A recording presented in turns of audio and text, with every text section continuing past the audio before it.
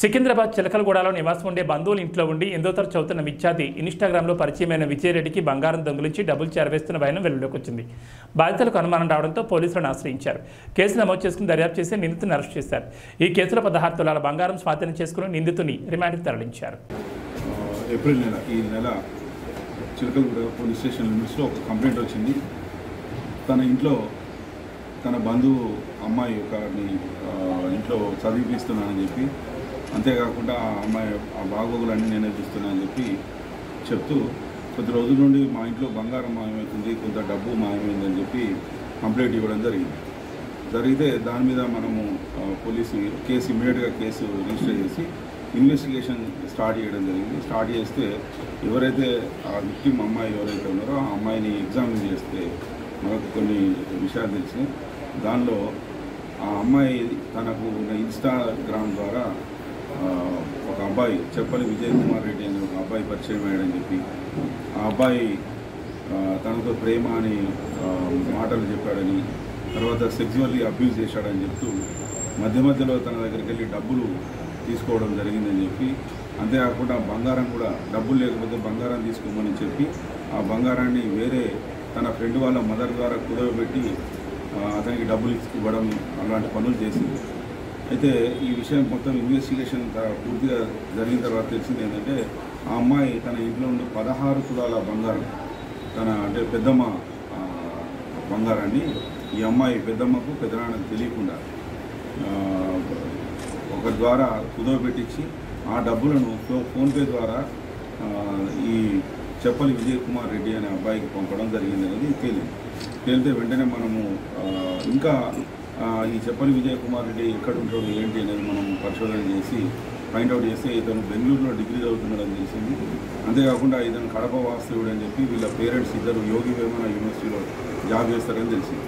వెంటనే టీమ్స్ పంపించడం జరిగింది. పంపించి ఈ చెప్పలి విజయ్ కుమార్ను అదుపులోకి తీసుకొని అతను ఎక్కడెక్కడైతే బంగారం దాచిపెట్టాడో అవన్నీ 16 తులాల బంగారాన్ని రికవరీ చేయడం జరిగింది. అంతేకాకుండా ఆమె దగ్గరికి వెళ్ళి 1,50,000 రూపాయల క్యాష్ కూడా ఇతను తీసుకొని ఖర్చు పెట్టుకోవడం జరిగింది. ఇతను ఏ విషయాలకు ఖర్చు పెట్టాడంటే క్రికెట్ బెట్టింగ్ ఆడడము, తాగడము, సిగరెట్లు తాగడము, ఇటువంటి వ్యసనాలకు ఈయన పూర్తిగా డబ్బులంతా ఖర్చు పెట్టడం జరిగింది. పిల్లల మీద అంటే సరైన నియంత్రణ లేకపోతే పర్యవసానం ఎట్లా ఉందనేది ఈ కేసు ఉదాహరణగా నిలబడ్డది. అయితే ఈ కేసును పూర్తిగా డిటెక్ట్ చేసి పోయిన బంగారం మొత్తాన్ని రికవరీ చేసి మన కోర్టుకు సబ్మిట్ చేస్తాం. ఇవన్నీ ఈ ఇన్వెస్టిగేషన్లో ఏసీపీ జైపాల్ రెడ్డి గారి ఆధ్వర్యంలో చిలకలగూడ ఎస్హెచ్ఓ అనుదీప్ మరియు లాలాగూడ ఎస్హెచ్ఓ రమేష్ గౌడ్, తర్వాత ఆంజనేయులు ఎస్ఐ, జగదీష్, గణేష్, విజయ్, నరేష్, ఎస్ఐ కరుణాకర్ రెడ్డి, ఈ మొత్తము దాదాపు 10 మంది ఆఫీసర్లు, ఆంజనేయులు ఎస్ఐ, వీళ్ళంతా కలిసి ఈ కేసు అతి త్వరగా అంటే మనకు తెలిసిన వెంటనే అమ్మాయితో మాట్లాడము, భరోసా సెంటర్ పంపడము, ఇవన్నీ ప్రొసీజర్ చేసుకుని ఈ ప్రొసీజరే మనకు ఎక్కువ టైం పడుతుంది. కానీ ఇన్వెస్టిగేషన్ పార్టు తర్వాత రికవరీ మొత్తం అత్యంత తొందరగా చేసి ఈరోజు అరెస్టులు చేశాము. ఇతన్ని కోర్టుకు సబ్మిట్ చేయడం జరుగుతుంది. ప్రాపర్టీ ఏదైతే రికవరీ అయింది కూడా కోర్టుకు పెట్టి బాధితులకు ఇప్పించడం జరుగుతుంది. ప్రేమ వ్యవహారం నడిచిందనేది ప్రాథమికంగా తెలిసింది, కానీ అది ఈ కేసుకు సంబంధం లేని విషయం.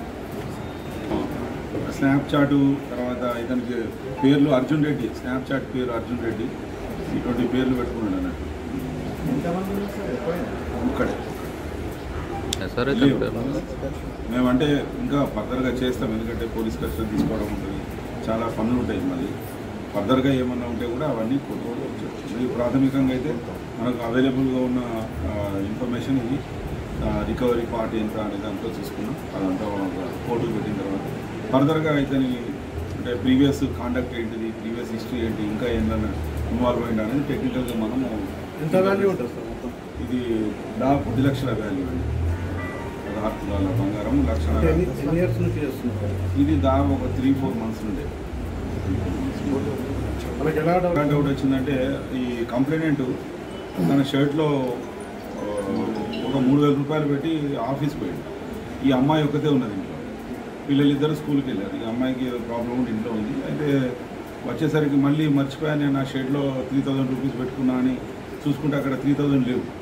మరి ఎవరన్నా వచ్చారా అని చెప్తే ఎవరు రాలేదు. ఆ అమ్మాయిని కూడా అడిగాడు.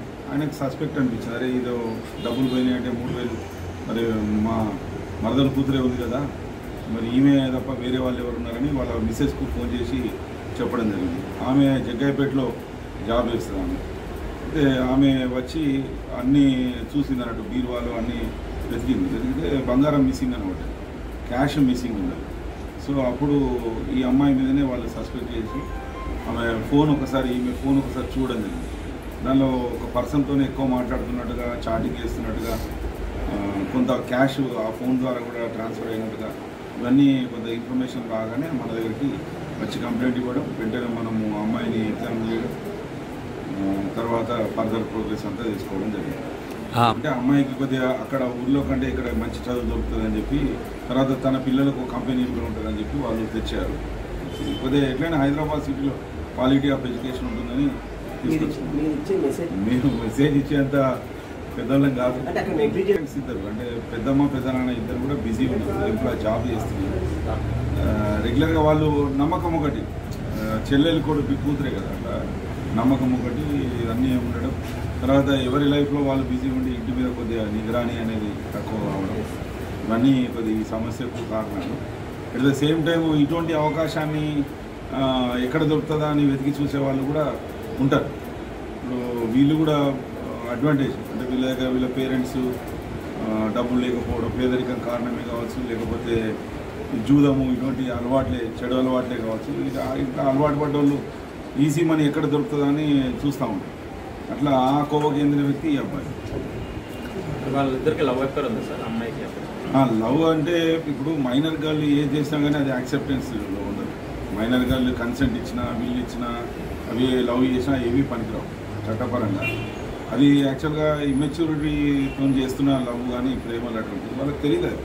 అది మంచి చెడు అనే కాన్సిక్వెన్స్ తెలియదు. కాబట్టి వాళ్ళు ఎప్పటికీ విక్టిమ్స్గానే మనం చూస్తాం. అయితే అప్లికేషన్ కార్డు ఉండాలి, యూట్యూబ్ చిన్న చిన్న ఛానళ్ళలో ఐడి కార్డులు పెడతాను. అందుకే ఆలోచిస్తున్నాను. ఇప్పుడు ఆలోచన ఇచ్చినా కూడా కాదు.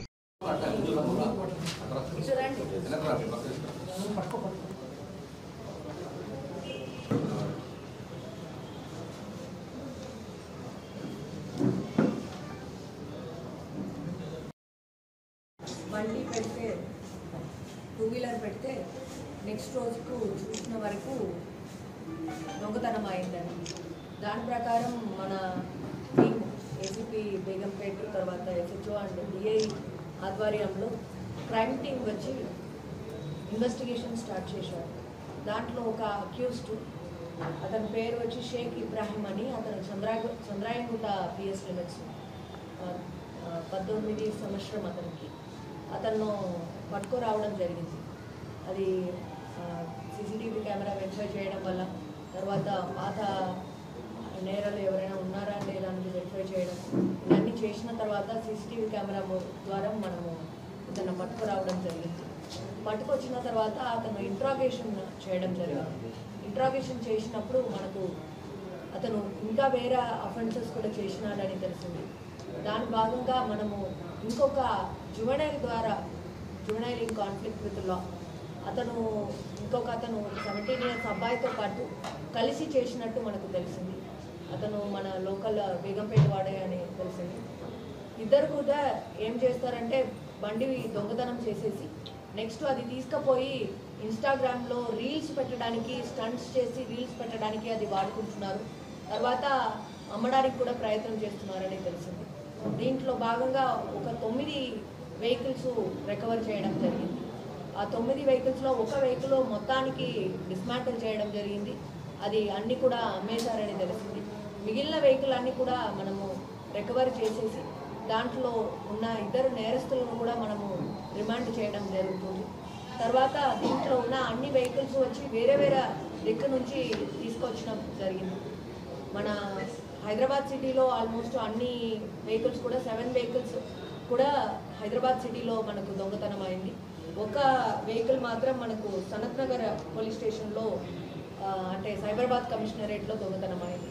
ఈ అన్ని కేసెస్ కూడా రిజిస్టర్ చేసేసి అతను అన్ని కేసెస్లో పీటీ వారెంట్లో తీసుకుపోతాము. ఇది ఇంకా కూడా వేరే అఫెండర్స్ను కూడా మనము 2 వీలర్ అఫెండర్స్ పైన చాలా ఎక్కువ నిఘా పెట్టడం ఇప్పుడు జరుగుతుంది.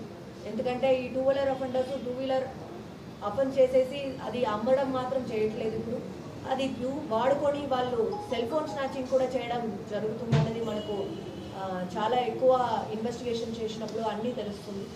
చాలా సెల్ ఫోన్ స్నాచింగ్ కేసెస్ కూడా అవుతున్నాయి. అన్ని కేసెస్లో మనకు పట్టుబడితే వాళ్ళు అందరూ కూడా దొంగతనం చేసిన బైక్ను ఉపయోగం చేస్తున్నారని మనకు తెలుస్తుంది.